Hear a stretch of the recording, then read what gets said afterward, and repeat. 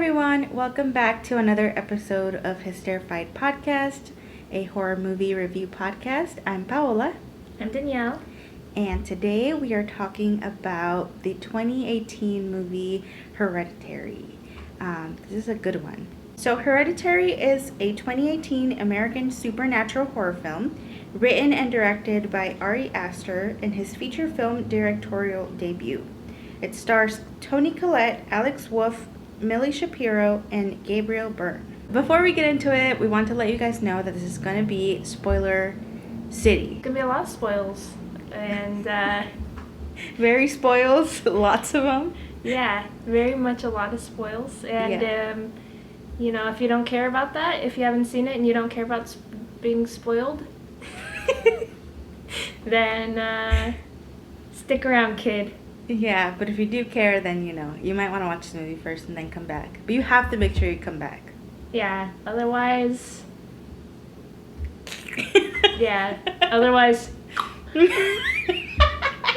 So, before we start, I'm going to read just a tiny plot summary from Google. I know in the past we've been doing, like, longer plot summaries where we kind of detail out, like, the entire plot of the movie. But I think we're going to shift towards doing shorter summaries. Kind of figured that if you're listening or if you're watching, you might have already seen the movie or you might have at least heard of it before. But either way, I'm going to read you a little plot summary.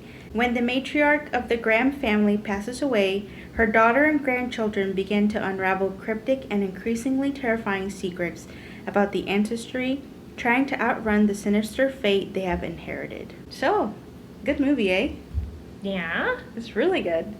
So, I've seen this movie before. I think this is only the second time that I've seen it, but potentially it's the third.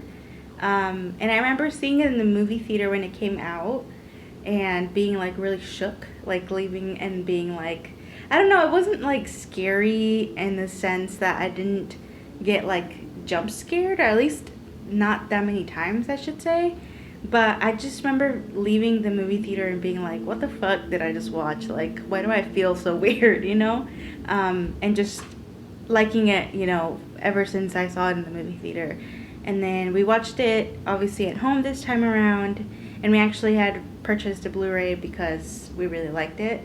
So yeah, it was nice to kind of, like, go back and rewatch it and maybe, like, look a little bit closer and maybe try and notice things that I didn't notice the first time when I watched it in the movie theater. So, Danielle, have you seen this movie before? What were your thoughts? So, I actually went to the theater also to watch this movie with a friend. And at the time, I had been, like, so hyped up about it from hearing about it from so many people that, like, I was expecting something different. So when I went to the theater and I saw it, and I came out, I kind of was like, this movie is overrated, it wasn't that great. But, like, now that I've had time to, like, let those expectations, like, fall out of my head, I guess, and, like, watch it again. I think this is the second or third time I've seen it. I like it a lot better now. And also I was like, looking for, like, specific, you know, I don't know, foreshadowing or symbolism or whatever, and just I feel little like Easter eggs or something. Yeah, and I feel like this movie had a lot of that, and I appreciate that. So that makes for me that makes a movie have more value. I actually, when I first saw it in the movie theater, I wrote a review for it that I wrote for, like, a zine that I was doing at the time, and I have put it in my notes. I put an excerpt of my review, so I will read it to you guys now. The critique. The film critique. Like, you should have, like, a little beret on and, like... I do have a beret, actually. I have, like, a cigarette or something. Yeah, I wrote it. Well, I'm pretty sure it was, like, soon after it came out, so it was pretty fresh in my mind. And this is what I thought back then, and it's pretty much still what I think now. That's kind of why I included it too, because I don't think that my opinion has changed too much from the first time I saw it to now. So this is what 2018 Paola had to say about this movie. As the film unfolds, the viewer is taken along Annie's psychological journey as she goes from being a grieving mother to something or someone much more sinister. The development of the plot, as well as the very disturbing imagery, make it difficult to discern whether the events we see are reality or just another one of Annie's miniature models. This thin line between reality and fantasy is one of the many aspects of the movie that keeps the viewers engaged. With amazing cinematography and outstanding acting performances, this movie is one that will stay with me and I believe should represent the future of the horror genre. Pretty much what I said, and that's pretty much what I still stand by. That's good. I think that's pretty accurate too. Mm-hmm. There's been a sort of tone shift in artsy horror movies. I mean, there's still like jump scared, ones. Yeah, there's no shortage of that, but yeah, it was definitely for me like seeing in the theater compared to, and this is something that I like bring up in my notes later too, but like seeing it in the theater and like coming out from it and just like having experienced it when at the time and still today, like we were saying, there's still those like really big like blockbuster money making horror movies that kind of are like very formulaic. They all follow like a certain kind of rhythm with like certain kinds of scares and stuff like that. I just felt like it was different. Like I'm pretty sure that like one of the Conjuring movies came out that same year, like, or the Nun one or something like that. Obviously those were two very different things, like seeing Hereditary, which is like it's like a really good movie on its own, even like regardless of the genre, and then like seeing things come out to like the Nun and those like really big like spooky like jump scary types of movies, just seeing them in contrast and seeing them in the same genre too, I was like, yeah, I like whatever flavor of horror movie Hereditary is, like that's what I like. You know what I mean? So not to say that movies like The Nun and The Conjuring aren't enjoyable, but it's just kind of like you know what you're getting yourself into basically when you go watch those movies. And I honestly, that's part of the appeal too, because you're like, oh, I know I'm gonna go get like super scared or like startled and stuff like that. But when you go into a movie like Hereditary, which like you said, there's a lot more like artsy like horror movies nowadays. You kind of go in like with maybe not a lot of expectations, and then you see where it takes you basically.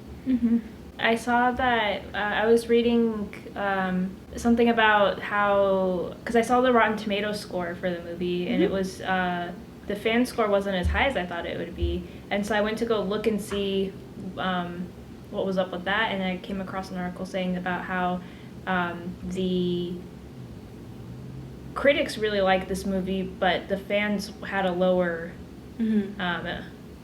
bar, I guess, or not bar, the lower opinion of the movie. Yeah. And they said that they think it had something to do with the way that the movie was marketed, and they thought that people coming into it probably thought it was going to be more of a jump scare movie or something. Yeah. And they weren't expecting necessarily what they got. And they compared it to the same way that critics received Nope. That's not a word. The same way that critics received, not critics, fans received The Witch, because they have a similar slow build-up to something, and then like an ending and like a weird unsettling thing, and I think it's probably, especially back in 2018, when there weren't like so many movies like The Witch and like Hereditary, there's certainly like a standard that like the general audience, like general population is used to when they've been like fed over like so many years movies like, like The Conjuring, even even more classic movies like Halloween and stuff like that are like either slasher or straight up like gore or straight up like jump scares every 5 seconds. So of course if you have like an audience that's kind of conditioned to a certain expectation of what a horror movie should be, when they go see something like Hereditary, they're like, what the fuck is this? Like, where are the jump scares every 5 seconds, Where are the thrills? I feel like that's what people go see certain horror movies for. They're like, I want to get scared, and I want to jump out of my seat, not so much like I want to get deeply invested into like a really complex and interesting story about a family that's like grieving and stuff like that. So I could totally see why people were pissed, but I feel like the standard has changed a little bit now. I feel like movies like, you know, I'm not even trying to say that like Hereditary or The Witch are like the first of its kind. Like I'm sure there were tons of like more like artsy horror movies before these. Mm-hmm. But like I feel like they're the ones that kind of like come to mind and like and they're the ones that I feel like are made it to a level of popularity, I think, that is on par with like a Conjuring, you know? Mm-hmm. Like people know Hereditary and they're like, oh yeah, it's that fucking weird movie, you know what I mean? So because we are watching this movie for a second or potentially third time, Mm-hmm. we tried to focus on things that were maybe like Easter eggs or things in the background that we didn't quite pick up the first time we watched it. So yeah, we have a few of those to talk about. So Danielle, what did you spot this time? I'm not exactly sure how to explain this, but I saw it and I know it was significant. Okay. Every time when they show Peter in the classroom Mm-hmm. and the teacher's talking, what he's saying, I think, is supposed to be connected with what's happening in the movie, kind of. Okay. So the first thing that I wrote was that they're talking about like Aristotle or something, or somebody's. So I don't remember exactly what they said. They said that he ignores the signs handed to him throughout the whole play, and that is what happens with like a couple of the characters, kind of mostly with Annie, like specifically her seeing the little pillow thing in front of Joan's door, and she's like, hey, that kind of looks like my mom's. Then like Joan's kind of like, oh, that's weird, come in. Yeah, and she like, really tries to like brush it off, and she's like, And if she had like given that more thought and been like, no, that really, you know, this is sus. Yeah. And then there's a part later on when they're talking about like the Great Depression, and I think the scene following that has Annie looking through all of her mom's weird like demon books. Yeah. And it shows something about like, oh, riches comes to the conjurer. Yeah. And I think they're like trying to kind of tell you like maybe the grandma was on hard times because it was like during the Great Depression. I'm guessing just because she's really old that she's probably around in that time. Yeah. And so maybe that's how she got into this weird devil stuff. And then the last one was that the teacher says something like, oh, murder was demanded by the gods. And then like I think right after that is when Peter gets like possessed by the devil thing and starts like yeah. Damn, that's wild. Yeah, that's a good catch. I feel like I noticed that what the teacher was saying was somehow like significant, especially the one where he said like that they ignored all the signs or something. I was like, that probably means something, but I didn't really follow through with the rest of what was happening in the classroom. But yeah, that's a good point. I'm sure that was like, you know, super purposeful and stuff like that. So one of the things that I noticed this time around, which I think I might have like somewhat caught the first time I watched it, but I didn't really think too much about, maybe I wasn't able to like retain maybe like the potential like I guess importance of it in the future, were the words that were written on the wall. Oh yeah. Yeah, there was like just weird words like satiny and sassas and liftoch pandemonium, and I was like, those things gotta mean something. I don't understand them, but they gotta mean something. So then sure enough I looked them up, and I guess the words satiny is a word associated with bringing the dead back to life, and then sassas is used to summon a demon. The phrase liftoch pandemonium translates into open up chaos or hell. So that was another thing. I was like, those have to mean something. And then sure enough, I looked them up, and, you know, they were all demon-y things. I figured that the words were, like, part of the weird, like, spell that Joan gave her to read. I figured that those were words from that. But, like, that makes... I mean, they might have been also in that part, too. But I wrote them down in my notes when they happened. And they, like, correspond to events happening, I think. I feel like they were trying to make, like, a... I don't know if it's what the right word would be, like, a theme. Or like a motif or something, that flies are associated with the grandma and ants are associated with Charlie. Every time when there'd be ants, it would be like they first started showing them when they were all over Charlie's head, and then they had them like coming into the house and then going all over Peter and stuff. Yeah. And the fly, there was one fly in the very beginning when they were going to go to the grandma's funeral, and then you see the flies again later when they open the attic and they're all over her in there. So I feel like they were trying to like correlate those. Yeah. Yeah, I could totally see that. Mm-hmm. Especially the ants with Charlie, because she was always eating chocolate. And she, you know, sweets and ants and all that. So I'm sure that's related too. One thing that's like really kind of obvious now that I think about it, but I don't think I caught it the first time, was the weird little like demon like lens flare or like light flare. Wait, really? I feel like that was so obvious. Yeah, I don't remember. Maybe I just don't remember like, you know, seeing it in the movie theater. Honestly, I think I was so like confused and overwhelmed by what I was watching because I didn't really know what to expect when we went to go watch it. Yeah. So I don't think I noticed it, but I obviously noticed it this time around, and it's super obvious. Yeah. Especially, but I do really like it as like a tool to kind of represent like the demonic possession, because I started tracking, once I noticed it the first time, I started tracking it every time it happened, and it's like, oh, I see what they're doing here, you know? Yeah, I agree with that, definitely. I wasn't sure necessarily if it was, I guess it is supposed to be the demon possessing. That's what I thought. Yeah. I think it's like because I think, it goes over Charlie, I think. Yeah, when she's messing with the pigeon's head in her room, and then it makes her go outside, and she sees the grandma out in she sees the grandma out in the thing with fire around her and stuff. Right, and then it goes over Annie right after her husband dies, I think. Yeah. So I'm like, I'm pretty sure that's what it is, because right after that is when Annie started acting like completely insane, you know? Yeah, and then it went into Peter. I was wondering if you have to die for it to transfer into somebody else, but then I thought no, because if it left from the pigeon into Charlie, but then it goes into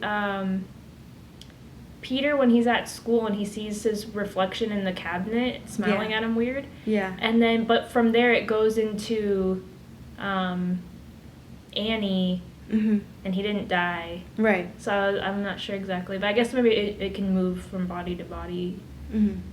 I feel like that they were trying to sort of set a tone for the treehouse. After Charlie died, I guess, that whenever Annie would be in the treehouse, she would turn on the heaters, and it would make it all red in there, and like it'd look all ominous and creepy, and like that's where the ending takes place and where all the demon stuff is. Right, that's definitely some foreshadowing of sorts. I didn't notice this before, and I didn't even notice until I was going through my notes again, because like you can't really tell, but when Annie gets upset about the art gallery calling her to ask her if she wants to extend her deadline, and then she gets pissed and like starts smashing everything. They show that like she smashed everything except for the scene of Charlie's death. Yeah. And then they also show another one that wasn't destroyed, and it was I thought at first that it was Steve, her husband, without his head, like laying in bed, because then right after that scene they go to him sleeping on the couch, and so I was like, oh, okay, maybe, I don't know, but I realized, but then like right after that is when the scene where Peter sees Charlie in his room, and then he thinks that his mom is trying to pull his head off. Oh yeah. So I feel like they were trying to show, like, foreshadow that was going to happen to him, because she had the model of him with no head. Right. So that was pretty cool. Oh, at the end, when you see the statue, I think it must be of Paimon. He's a Digimon. They say it in the movie. I know, I forgot. Paimon, So you see the statue of Payment, and it's holding a scepter, and the scepter has a hand on it, and the hand is making the same hand as Peter makes when he's in the class. And he contorts, yeah. Yeah. I was like... That was one of the things that I found online. Yeah. It's a cool detail. It is. I wasn't expecting it.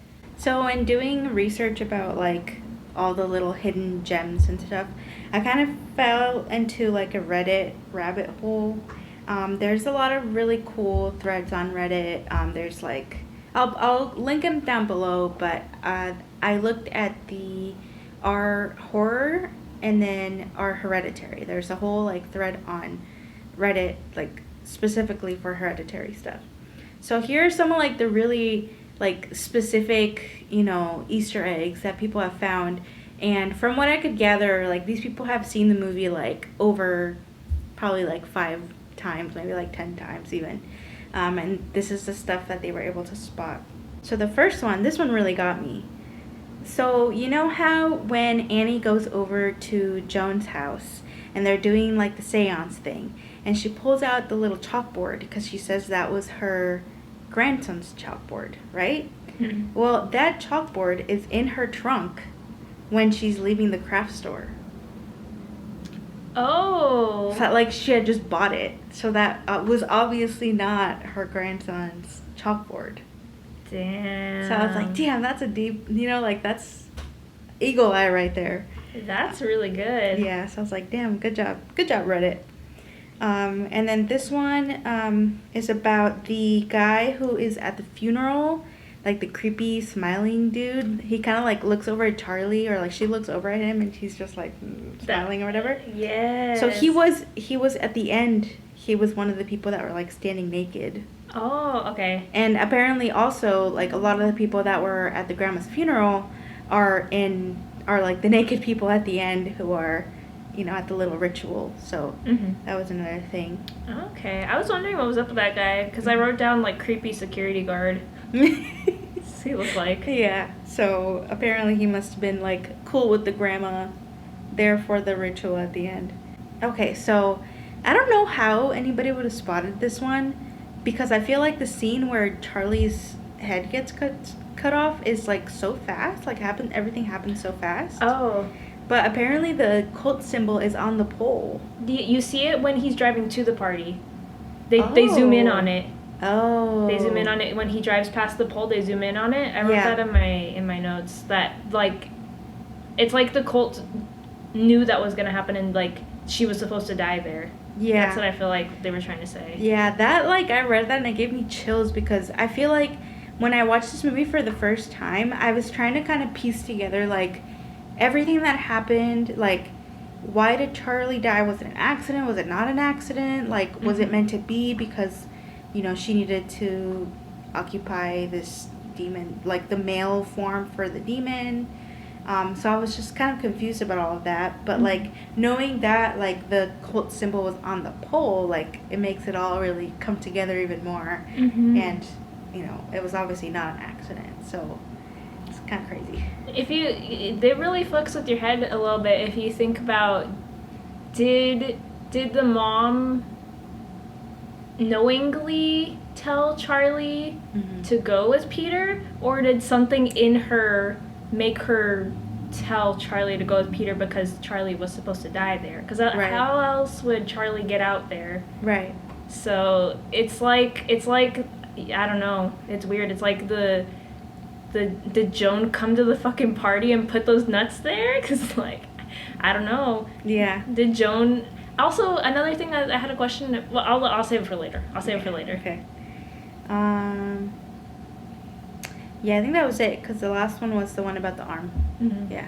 Okay. So, yeah. So, like I said, I'll leave the Reddit threads in the description so you guys can see, because there's a ton more stuff on there about the movie and what people have to say about specific things in the movie, and it's really cool. So I had a few questions. We already talked about one of them, so I'll get rid of that one. My first question is, how do you think the grandma got into their basement? I feel like Joan snuck into their house and put her in there, because I feel like once the grandma is dead, Joan was in charge of the cult, kind of. That's what it seemed like. Yeah. Like, she was the one pushing it forward with what needed to happen. Right. But then I'm like, how did she get in their house? But, I mean, maybe the grandma gave her a key or something, because I think the grandma was living there. Yeah, that's true. I think it's definitely possible that the grandma gave her a key before she died. Mm-hmm. Or also there's always the possibility that maybe Annie did it and she was sleepwalking or something of that sort. Or, like, was in a state where she didn't recognize that she did it, but she actually did it, you know what I mean? Yeah. I feel like that's the thing about it is, like, maybe this is just kind of, like, my own assumptions and kind of my own interpretation, but I think, you know, Annie was leaving home during the evenings a lot of the times. Mm-hmm. And a lot of the times it was to go to that, like, grief support group.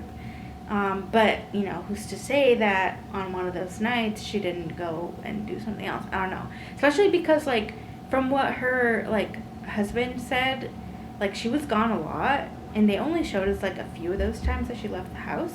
Mm-hmm. So, I don't know. It's just a theory, but it's possible that it could have been Annie. Or, like you said, I think it could have been also Joan.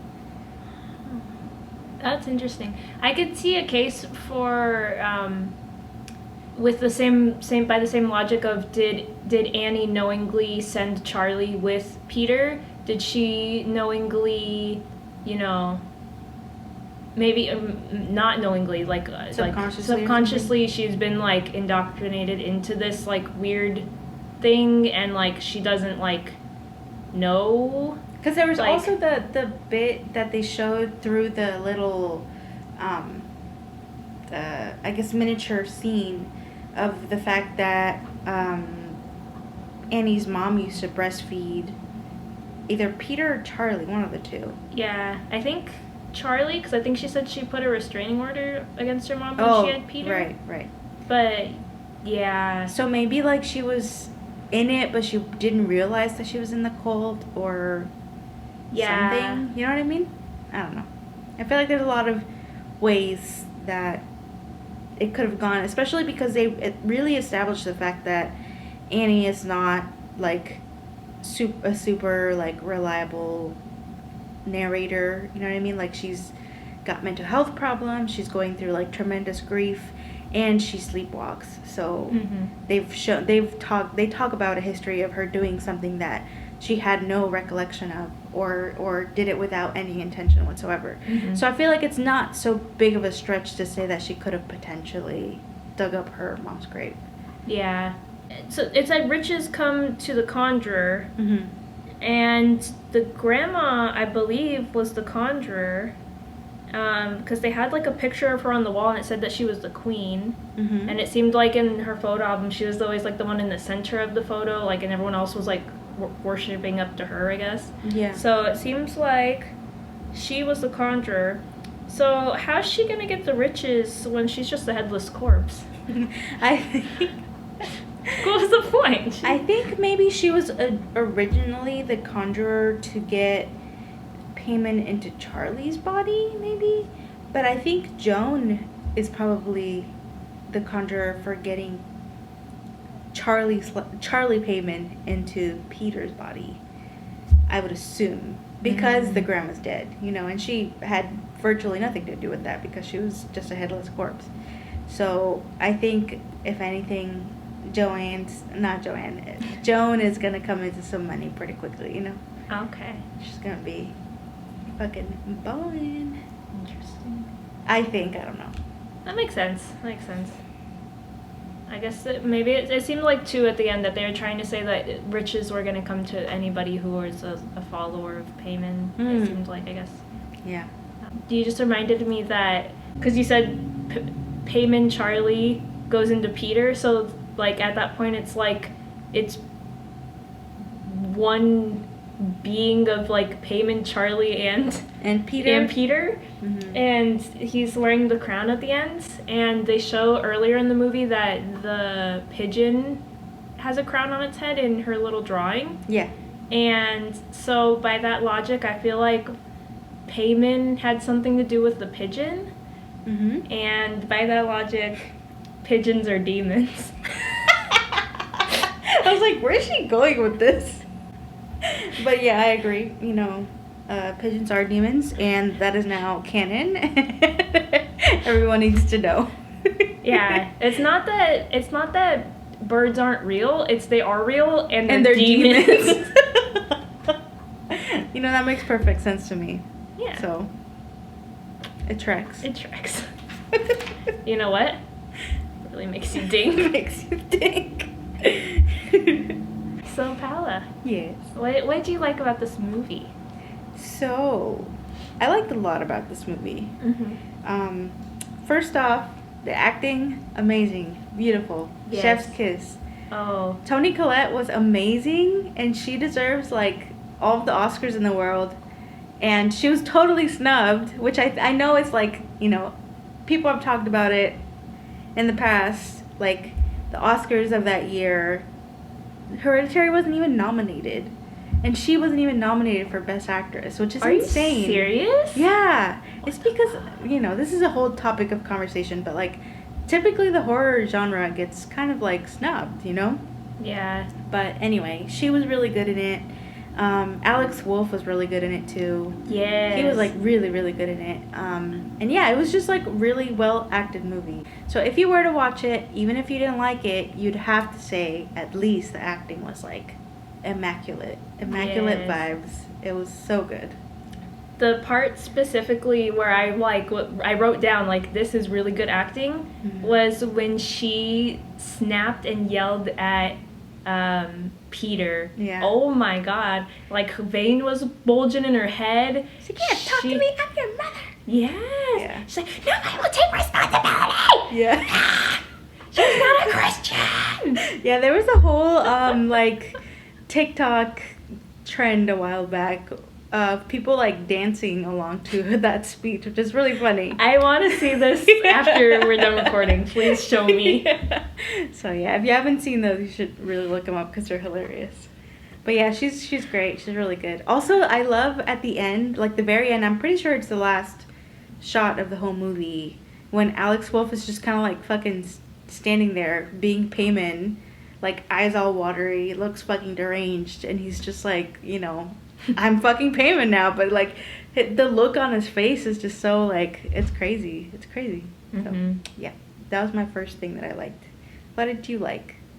I think the strongest thing in this whole movie is that the story is very cohesive. It comes full circle, and it's very good at setting up for future things so that you're not lost, which is a problem in a lot of movies sometimes. Is like you're like, okay, there's a big plot hole here. How did we get from this to this? Or like, I don't understand what was the point of this. But I feel like in this movie, everything that was like important to the movie had a good foundation that it built up so that you're there when it gets to that point and you understand how you got there. Yeah.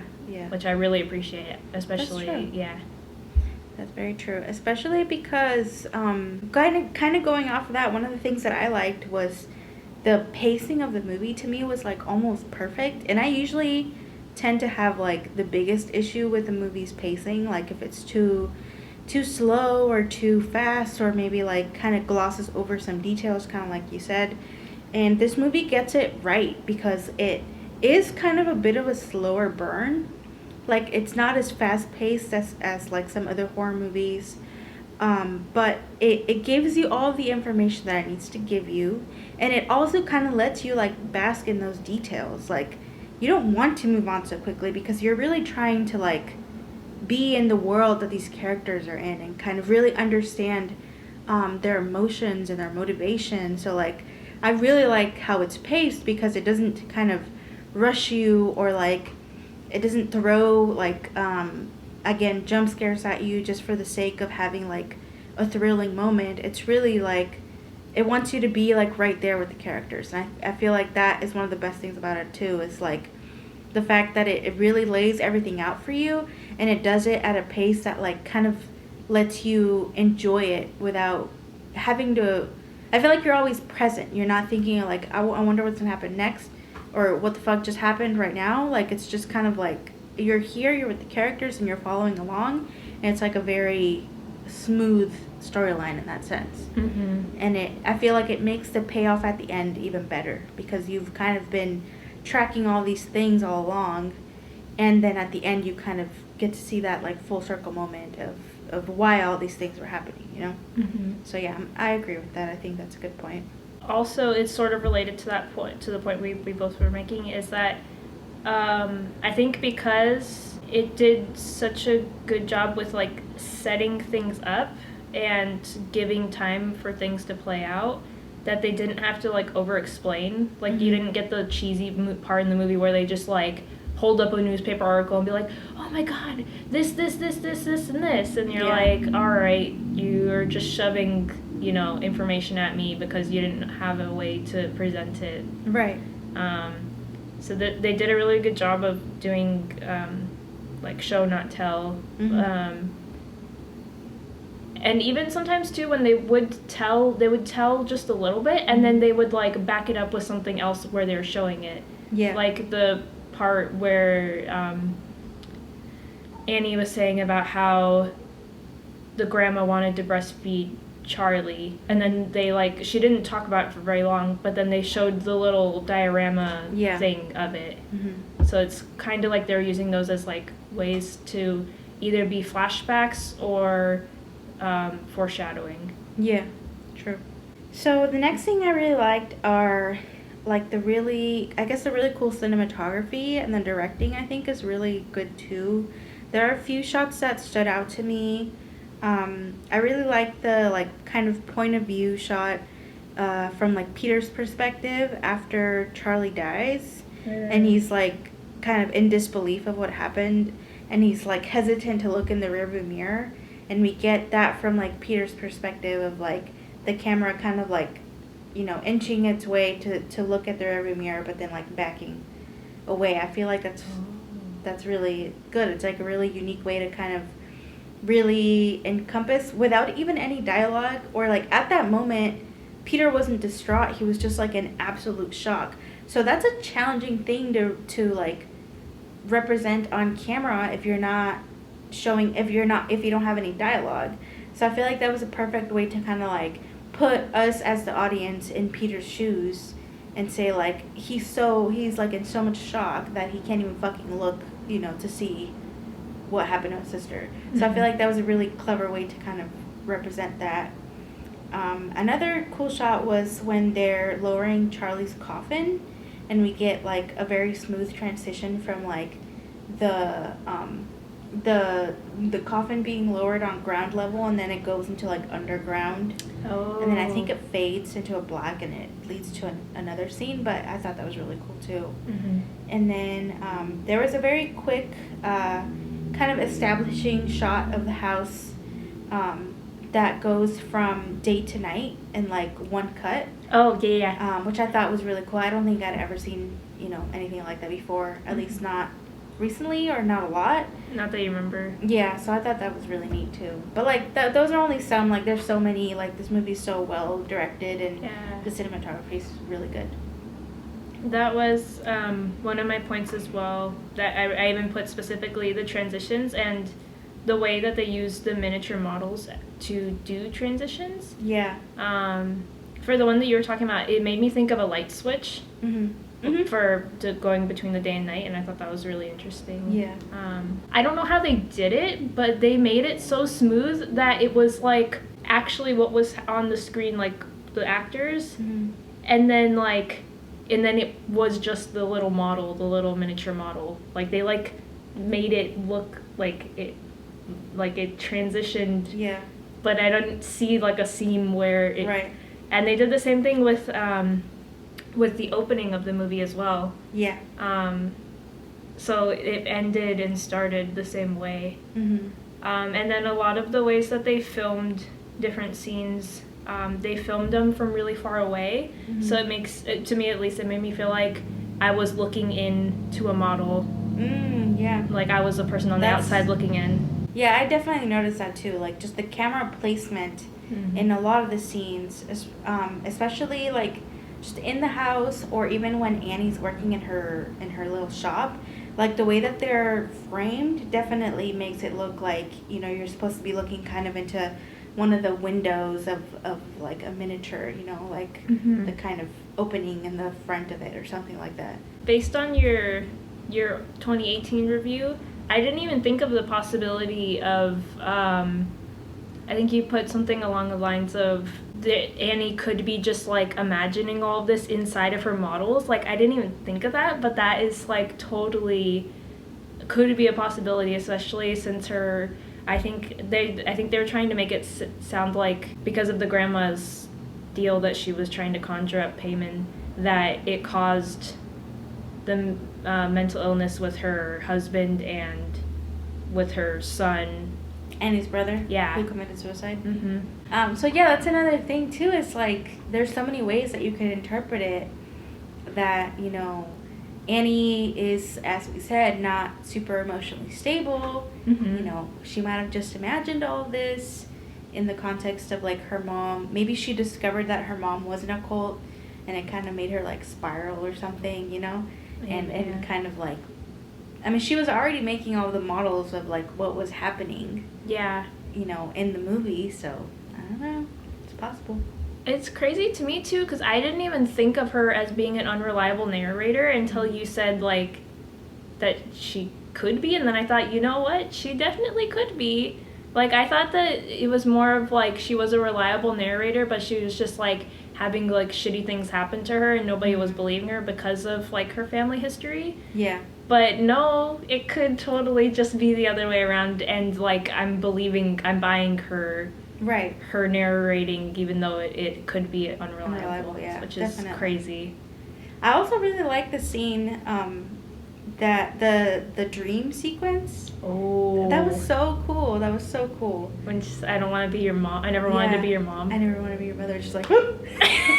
And then she fucking sets him on fire. Oh, that was so cool. Yes. I forgot that was going to happen. So then I was like, is there some continuity error? Because it like jumped from her back to him, and his hair was all wet, and I was like, did he get really sweaty all of a sudden? Because he's like nervous. No. And then zoom back to her, and then she was sweaty, and then she's like, whoosh, and I was like, oh, okay. Yeah. So I also really like the way that they were able to create like a very unsettling atmosphere like from the get-go. I feel like obviously the movie starts with a funeral, so that's already kind of dark.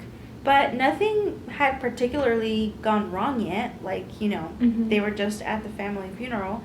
But the way that just everything was unfolding was giving you already this kind of like unsettling and uncomfortable feeling. And it reminded me a lot of The Shining.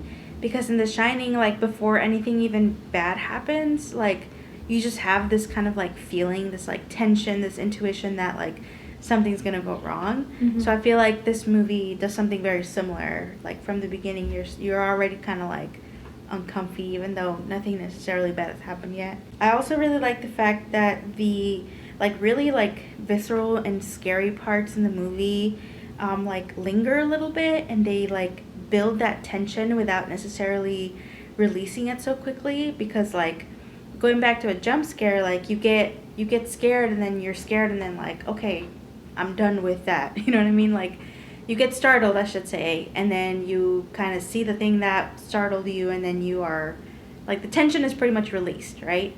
But with this movie, the way that they kind of like structured their scares, you get scared because of the imagery, because it's so fucked up, and then they like hold on it, and then they kind of make you like watch it, and I feel like it makes it 10 times worse, for me at least, because it stays with you a lot longer, you know what I mean? Like it's a lot more impactful than just like a fucking spooky face for a second and then like have it be gone.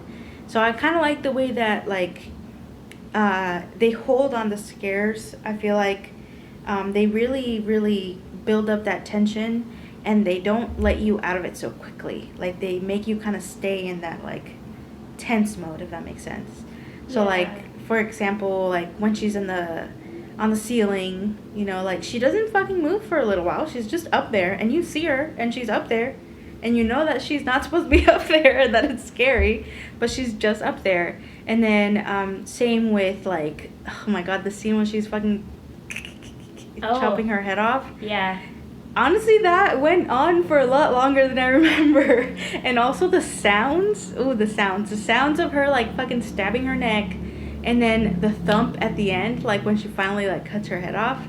It was like, oof, like, ugh, nasty. But also, like, scary in that, like, very, like, visceral kind of way, you know? So I feel like those are, like, a few examples of how they kind of really hold on the more, like, I guess, spooky parts of it. And also the part where she's banging her head on the, I guess it's the attic door. That reminded me of The Exorcist. I feel like it had a lot of Exorcist vibes for some reason. Maybe like the self-harm part of it or something. But yeah, so I thought that was cool too. What did you not like about this movie? I struggled to come up with anything. Same. The only thing that I put, and I even wrote not necessarily a bad thing, is I thought that it was a little bit slow sometimes. Maybe just a little bit. I don't know, they could have added like maybe a little more sprinkle of something. Yeah. But even then, I'm kind of just... Are you just splitting hairs? Yeah, because I was like, I feel like if I'm not gonna... Well, I don't want to say... I don't want to... I feel like there should be something that I can point to, because I'm not going to give this movie a perfect score. Yeah, yeah. I also really struggled to figure out what I didn't like. My first point in my notes is honestly not much. But then I thought about it a little bit, and I did think that...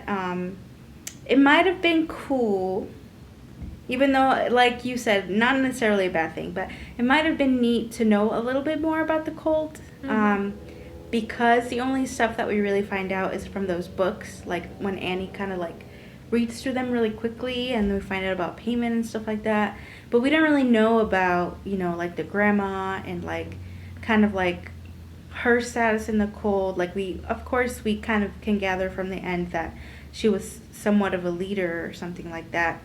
But it would have just been, I guess, cool to know more information about that particular cult. And maybe that, you know, stands to be like, you know, a second part where they explore the cult a bit more. But who knows? I have a feeling that this isn't that kind of movie. Yeah. I don't think that Ari Aster is probably looking to like franchise this at all. Yeah. So I don't really see any of the questions being answered, but that was just like my little thing that I thought that could have been improved upon, I guess. But even then, like you said, I like how they left things kind of vague, because then it really makes it like open to interpretation and stuff like that. And that's why we're able to like discuss it at such length and have all these theories about what happened, what didn't happen, stuff like that. But yeah, I was also like splitting hairs. I was like, I don't really know what I don't like. But like you said, I'm also not going to give it a perfect score. So it had to be something, I guess. I think that they did a good amount of like showing you stuff too. Because like I was thinking right now compared to, I think it was Lyle, where there was some weird cult stuff going on there too, that I did want to know more about what was happening, because they showed too much but without explaining it. Like they had like people like actually like, I don't know, there was more there that was unanswered, that was like, I feel like it needed to be answered, but in this case the way that they presented it, it didn't need to be answered for it to make sense. Right. It explained itself enough. So, Danielle, what did you rate this movie?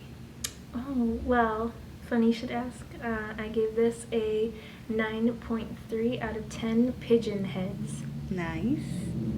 What did you give this movie, Paola? So, I rated this movie a 9.8 out of 10 demon lens flares. It's pretty close to a 10 for me. I really, really like this movie. I think it's like one of the best like modern horror movies that I've seen in a long time. So that's gonna be it for today's episode. We hope you guys enjoyed it. If you've seen Hereditary, let us know what you thought about it in the comments below, and then go ahead and subscribe to our YouTube channel if you haven't yet, or subscribe to wherever you're listening to this podcast. Also, don't forget, if you're watching on YouTube, to set the bell notification so you get notified whenever we upload a new podcast. Also, if you have any comments or questions or movie suggestions, you can email us at danielleandpaola@gmail.com. And then if you want to follow us on social media, we have Instagram. Our handle is hysterrifiedpodcast.